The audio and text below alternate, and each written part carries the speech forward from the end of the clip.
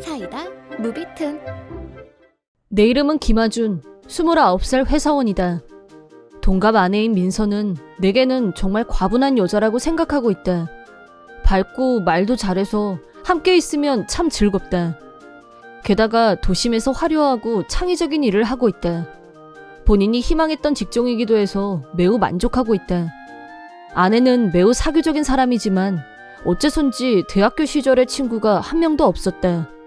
항상 의문이었는데 최근에 그 이유를 알게 됐다. 알고 보니 아내는 대학교 때 동아리를 가장한 범죄 집단에 소속돼 있었던 모양이다. 이러한 아내의 진실을 알게 된 건 바로 어제 일이다. 근처에 사는 결혼한 여자가 내게 몰래 귀띔해 주었다. 그쪽 아내가 대학교 때 파티 동아리를 가장한 범죄 집단에 소속돼 있었어요. 파티에 참가할 여자들을 데려와서 술을 진탕 먹인 후에 남자들한테 무슨 짓을 당하든 방관하곤 했었죠. 그 후에 대가로 받는 돈을 목적으로 셀 수 없이 많은 여자를 데리고 왔었어요. 갑자기 이런 얘기를 듣게 된 것이다. 10년 가까이 지난 오래된 범죄 사건이었지만 인터넷에 검색해보니 이런저런 정보가 나왔다. 실제로 그 사건에는 여자 멤버도 있었는데 보수를 받는 돈을 목적으로 같은 여자들을 끌어들였다는 내용도 있었다. 그 얘기에 모수는 없었던 것이다. 하지만 그렇다고 확실한 증거가 있는 것도 아니다. 거짓말일 가능성도 있다. 하지만 피해를 입은 지인의 얘기라며 해준 그 여자의 얘기는 꾸며낸 것이라기에는 너무나도 생생하고 자세했다.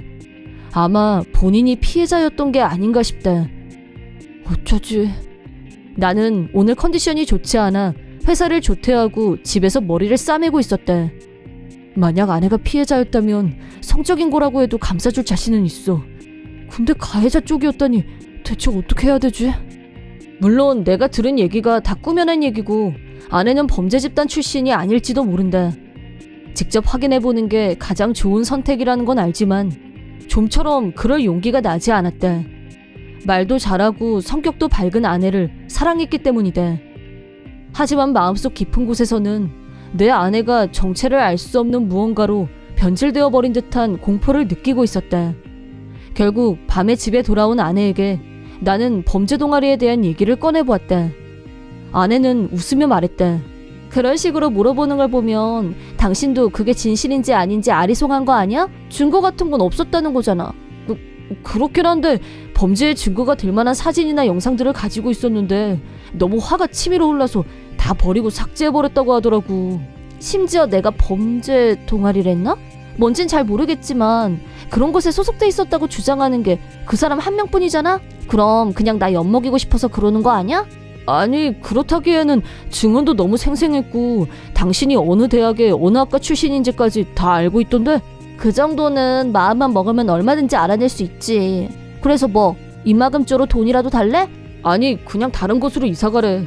얼굴도 보기 싫고 만약 자녀가 태어나면 같은 동네에 그런 사람이 있는 게 너무 끔찍하다고. 역시 아내는 결백을 주장했고 나는 딱히 반론할 근거도 없었다. 다음날 나는 그 사람에게 아내의 반응을 전했다. 증언도 혼자 해봤자 신빙성이 없어. 증거도 없고 많이 잊혀졌을 정도로 오래된 사건인 건 알겠는데 혹시 또 누구 없어? 가능하면 증거도 있으면 가져다 줬으면 좋겠는데. 솔직히 나는 이 시점에서는 거의 반쯤 아내의 말을 믿고 있었다. 게다가 아무리 그래도 거진 10년 가까이 된 사건의 피해자나 증거는 그리 쉽게 나오지 않을 거라고 생각했다. 하지만 다른 피해자와 증거들은 아주 쉽게 발견되었다. 증거를 들이밀자 아내는 바로 사실은 범죄 동아리에 소속돼 있었다고 인정했다. 다만 그래도 난 간부 같은 건 아니었어. 완전히 말단이었다고. 유인책이라고 해서 그저 같은 강의를 듣는 여자애들을 파티에 초대했을 뿐이야. 근데 그래놓고 보수를 받았다면서. 미팅할 때도 사람 모아오면 돈을 줄 때도 있고 하잖아? 그리고 그렇게 피해를 주장한 사람들이나 너나 다 나를 범죄자 취급하는데 난 체포당한 적도 한 번도 없어. 그냥 조사할 때 한 번 불려간 게 다야. 그 범죄 동아리에서도 잡혀간 건 다 남자들 뿐이었다고. 아내의 무시무시한 과거는 사실이었다. 평소에는 매우 밝고 시원시원하다는 인상밖에 없었지만 자신의 죄를 인정하지 않고 반성의 기미도 없는 건 여태까지의 모습과는 다르게 뻔뻔하다고 느꼈다. 간부가 아니었다고 해도 넌 범죄 행위가 일어나고 있다는 걸 알고 있었음에도 여자애들을 불러들인 거잖아. 거액의 보수도 받았고 말이야. 왜 이해를 못 해주는 거야? 나도 그저 말단이라서 잘 몰랐다니까 그러네? 따지고 보면 나도 피해자라고. 난 잘못 없어. 애초에 여자들을 그렇게 만든 건 남자들이잖아. 그래서 잡혀간 것도 다 남자들이고. 그래, 나도 이렇게 지금도 남자한테 농락당하기만 하는 불쌍한 가냘픈 여자라고. 네가 어떻게 생각하고 있는지는 상관없어. 어쨌든 범죄 행위에 깊게 관련되어 있었던 건 사실이잖아. 너랑은 이혼해야겠어. 이렇게 심각한 과거를 묻어두고 결혼한 거니까 이혼할 이유는 충분하지. 아내는 큰 소리를 내며 울기 시작했다. 하도 큰 소리로 울어대서 이혼 얘기를 이어나갈 수가 없었다. 그 후로도 이혼 얘기만 꺼내려고 하면 바로 울며 주저앉아서 얘기를 똑바로 할 수가 없었다. 이혼은 너무 불합리해. 라든가 10년 가까이 지난 옛날 일이잖아. 라며 소리친다. 나는 정말로 불합리한 일을 당한 건 너한테 속아서 파티에 참여한 여자들이지. 또 10년이 지났다고 해도 성적으로 피해를 입은 마음의 상처는 치유되지 않아. 라고 반박을 했지만 더 크게 울부짖을 뿐이었다. 계속 울기만 해봐야 시간 끄는 거밖에 안 될 텐데. 정말 이게 시간을 벌기 위함이었다는 걸 알게 된 건 며칠 후의 일이었다. 회사를 마치고 집에 돌아오자 미리 연락도 없이 돌연 장인 장모님이 와 계셨다. 아내를 포함한 3명은 마치 내게 뭔가를 따지려는 듯이 쳐다보고 있었다.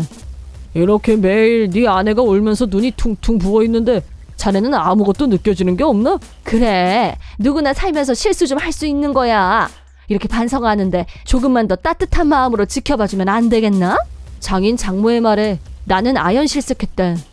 마치 아무런 관련이 없는 중립적인 제3자인 양 말씀하시는데 두 분 다 제게 이 일에 대해 아무 말씀도 안 해주신 것에 대한 사과는 없으십니까? 라고 말하니 둘 다 입을 꾹 닫았다. 하지만 아내는 입을 열었다. 거의 10년이나 된 일이잖아. 벌을 받아야 할 사람들은 다 받았다고. 이미 다 끝난 일이란 말이야. 잘도 피해자들에 대한 사과나 반성도 없이 자기 주장만 하는구나. 난 네가 이런 사람인 줄은 몰랐어. 아니, 너도 결혼식에서 서로 의지하며 살아가겠다고 약속해놓고 골치 아픈 사실을 알게 되니까 바로 배우자를 버리려고 하고 있잖아. 어떻게 이렇게 냉정할 수가 있어?